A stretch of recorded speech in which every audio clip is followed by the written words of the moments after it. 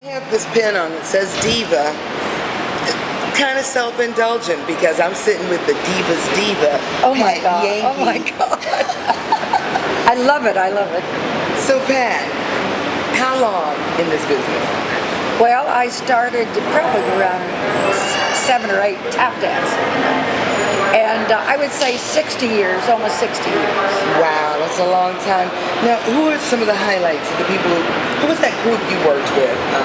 Well, I worked with the Turk Murphy group in my early, in 1958, but then I was in vaudeville, and I was with the Ted Lewis Revue in New York City at the Strand Theater. I was a tap dancer before I became a singer. Wow. And it was a solo tap dancer. It wasn't a line of girls or anything. That's where I met people like Bill Robinson, Sophie Tucker, and all those people on Broadway at that time when they were playing heroes. Oh, that's great. And so you say you're the you're the sole surviving member of what group? Oh, no, well, I was a sole surviving member of the Ted Lewis Museum where all the people that worked with him. And I guess I'm the only one left that had worked with Ted Lewis. And of course, he had the big name in the 30s and 20s and, was very, very big in the... Also, he had a lot of jazz musicians working in his orchestra at that time. Okay. Now, how long have you been doing the Sweet and Hot? Since 1989.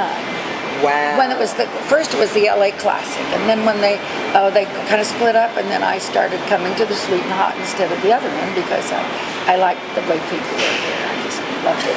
Everybody was so nice to me. I liked it. We like to hear you say that. Yeah, that's right. Oh, that's wonderful. So this music of what's the difference between what you called pop in, like, say, a Frank Sinatra day and what we call jazz now, or is it the same, or we've got this new pop, or? No, not really, but I would say the pop of the Sinatra days was music that you could put you could put jazz to it, and if you were a singer singing those songs, you could improvise and do all kinds of jazz things with that music.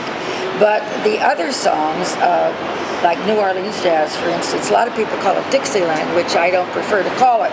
I like to call it New Orleans jazz, and it's the only art form in our country is jazz. Right. And so Turk Murphy, he always hated that word Dixieland because actually Dixieland was more or less the popular pop tunes, Tin Pan Alley tunes and things like that. And but the New Orleans music was Louis Armstrong, Hot 5, Hot 7, James P. Johnson, King Oliver, Jelly Roll Morton, all those people. That's really the New Orleans jazz with the ragtime. So. Well, I know I got to see you perform this past weekend, and you don't miss a beat. You're still going strong. Well, I hope to be going strong a little while longer in my life, but it's getting harder each year. It's getting a little harder. Do you care if people know how old you are? No, I don't care. Well, so tell them how old you are. Well, I just had July 20th. I just had my 82nd birthday, but I'm still going, and I drove up here from San Francisco, going home tomorrow, All right, by yourself? By myself. I sort of challenge myself to make sure if you stop doing things, then everything stops, so you have to keep at it, Well, we hope to see you for many more years to come. Thank you so much, and I'm so happy that I came to the Sweet and Hot this year. I thought it was a wonderful festival, and the attitude and the happiness of the people really got me, which I like so much. All right. Thank you, PatYankee. Thank you, Miss Ava.